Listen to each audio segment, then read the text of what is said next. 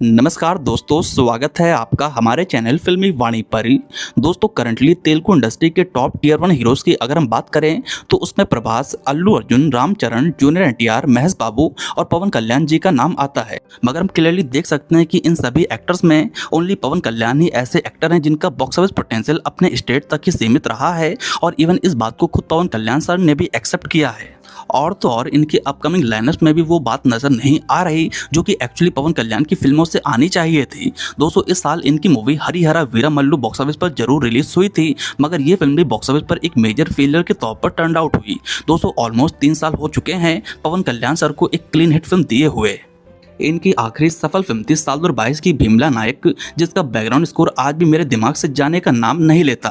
बहरहाल इस साल इनकी जो अगली फिल्म रिलीज होने वाली है उसका नाम है ओजी। तो क्या इस फिल्म से पवन कल्याण सर का सॉलिड कमबैक हो पाएगा या नहीं, चलिए चर्चा करते हैं आज के इस बेहद ही खास एपिसोड में। और साथ ही साथ हम पवन कल्याण के अपकमिंग प्रोजेक्ट पर भी बात करेंगे, मगर उससे पहले हमारी आपसे रिक्वेस्ट है कि आप इस चैनल को सब्सक्राइब करें और वीडियो में अंत तक बने रहें।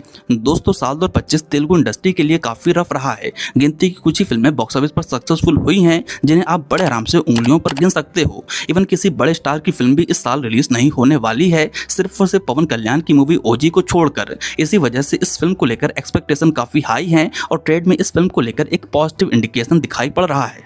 हालांकि ग्राउंड लेवल पर इस फिल्म का बज़ उस लेवल का देखने को नहीं मिल रहा जो कि पवन कल्याण की फिल्मों का रहा करता था। शायद इसकी वजह है इनके प्रोजेक्ट्स का काफी ज्यादा डिले होना। दोस्तों, फिलहाल पवन कल्याण के 3 प्रोजेक्ट थे जो काफी लंबे समय से मेकिंग में थे। एक थी हरिहरा वीरमल्लू, दूसरी है ओजी और तीसरी है सरदार भगत सिंह। और कहीं ना कहीं ये जो तीनों फिल्में हैं काफी लंबे समय से अनाउंस हो गई थी, लेकिन पवन कल्याण के पॉलिटिकल कमिटमेंट के चलते ये फिल्म इतना ज्यादा डिले हो चुकी है कि कहीं ना कहीं ऑडियंस के बीच से इन फिल्मों की उम्मीदें थोड़ी सी कम जरूर हुई हैं। जाहिर सी बात है कि अगर फिल्म लगातार डिले होती रहेगी तो कहीं ना कहीं उसका बॉक्स ऑफिस बस डे बाय डे डाउन होता ही जाएगा। और ये चीज़ हमें पवन कल्याण की लास्ट रिलीज हरिहरा वीरमल्लू के टाइम पर भी देखने को मिली, जो बॉक्स ऑफिस पर बुरी तरह से डिजास्टर साबित हुई। वैसे इससे पहले कि आप मुझे पवन कल्याण का हेटर समझो, मैं आपको बता दूं कि ये कुछ वीडियोस हैं जो कि हमने पवन कल्याण जी के ऊपर बनाए थे। अगर आप इन वीडियो को देखोगे तो एटलीस्ट ऐसा तो विचार आपके मन में बिल्कुल भी नहीं आएगा। हम यहाँ वही बात करने वाले हैं जो कि एक्चुअल में सत्य है। और सत्य यही है कि इंडस्ट्री में जितने भी आज की तारीख में टॉप टियर 1 हीरोज हैं, स्पेशली तेलुगु इंडस्ट्री की अगर हम बात करें तो उसमें किसी एक्टर का सबसे खराब फिल्म सिलेक्शन है तो वो सिर्फ पवन कल्याण सर ही हैं। वाकई इन्होंने पिछले कुछ दशक में तो एटलीस्ट अपने फिल्म सिलेक्शन को फॉर ग्रांटेड डेफिनेटली ले रखा है।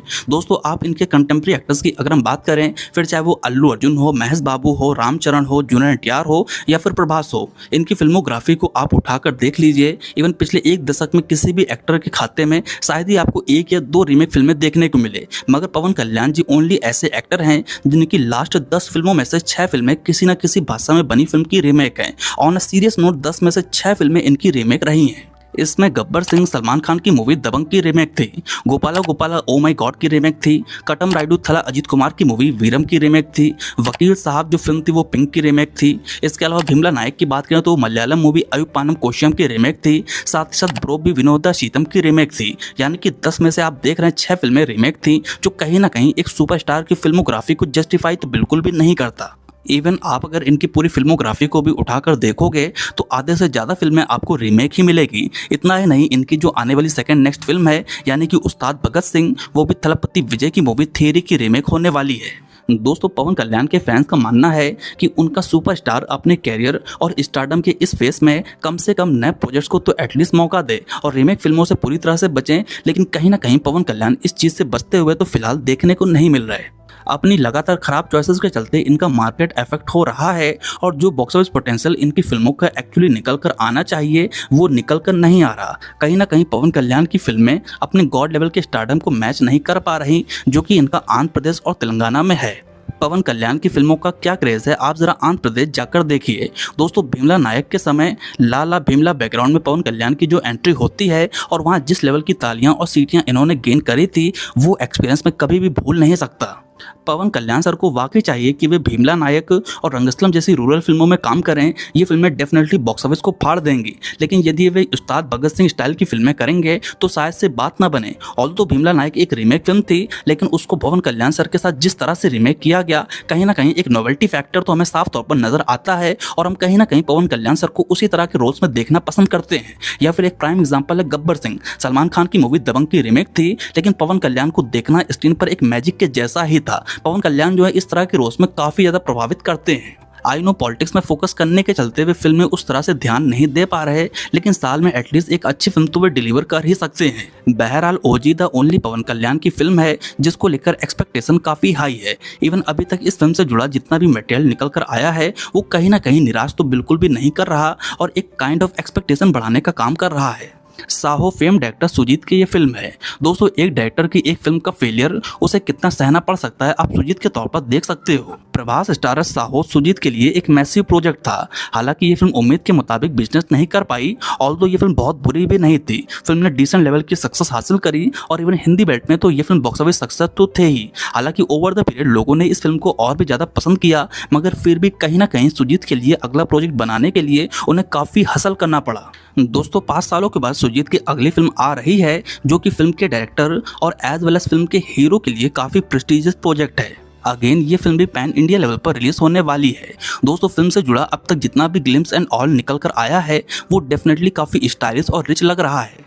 इवन पवन कल्याण को अब तक जितने भी डायरेक्टर ने प्रेजेंट किया है कहीं ना कहीं उन्हें मासीएस्ट अवतार में ही प्रेजेंट किया है, मगर सुजीत ने पवन कल्याण को इस बार क्लासी मैनर में प्रेजेंट करके दिखाया है जो कहीं ना कहीं फिल्म का एक हाईलाइट तो है ही। बेसिकली ये एक क्राइम एक्शन फिल्म होने वाली है जहां पर मुंबई का अंडरवर्ल्ड डॉन यानी कि ओजस गंभीर प्लेड बाय पवन कल्याण पिछले 1 दशक से क्राइम वर्ल्ड से गायब था, लेकिन अब वो वापस आता है जिसका उद्देश्य ओमी को खत्म करना। ये इस फिल्म का एक बेसिक सी थिन लाइन है। अब इसी के अराउंड में किस तरह का स्क्रीन प्ले हमें देखने को मिलेगा, आखिर वो क्या रीजन है जिसके चलते ओजस गंभीर वापस आ रहा है, यहाँ पर किस तरह के ट्विस्ट एंड टर्न्स देखने को मिलेंगे, यही सारी चीजें आपको ओजी फिल्म में देखने को मिलेगा। अगर फिल्म की स्टोरी वाकई में इंगेजिंग निकल कर आती है तो डेफिनेटली ये फिल्म तेलुगु बॉक्स ऑफिस पर बड़े नंबर निकाल के देने वाली है। और पर्सनली मुझे ऐसा लगता है कि डायरेक्टर सुजीत अपनी इस फिल्म में किसी भी तरह की कसर तो बिल्कुल भी नहीं छोड़ेंगे। दोस्तों, बहरहाल फिल्म के टीजर एंड क्लिप्स को देखकर एक बात तो आप पक्के तौर पर कह सकते हो कि फिल्म काफी स्टाइलिश, ग्रैंड और रिच नजर आ रही है। सुजीत ने ऑलरेडी साहो में प्रेजेंट किया था कि वे एक अच्छी खासी हाई ऑक्टेन गैंगस्टर थ्रिलर बना सकते हैं। अब उनके लिए ये अगेन एक बड़ी अपॉर्चुनिटी है जो मेरे ख्याल से मिस नहीं होनी चाहिए। दोस्तों, यहाँ पर एक एक सीन, एक एक शॉट में आपको एक स्टाइल तो जरूर देखने को मिलेगा। दोस्तों, सिर्फ हीरो ही नहीं बल्कि विलन इमरान हाशमी को भी डायरेक्टर सुजीत ने बेहतरीन तरीके से प्रेजेंट किया है। एस थमन का बैकग्राउंड स्कोर होगा, साथ ही साथ मनोज परमहंसा की सिनेमेटोग्राफी जो कि अपने ग्लिम्स वीडियो से ही काफी अपीलिंग लग रही है। फिल्म को 250 करोड़ के मैसिव बजट में बनाया गया है जो कि मेकर्स अपने OTT, सैटेलाइट, ओवरसीज और हिंदी डबिंग राइट्स से कहीं ना कहीं अपने बजट की रिकवरी कर ही लेंगे।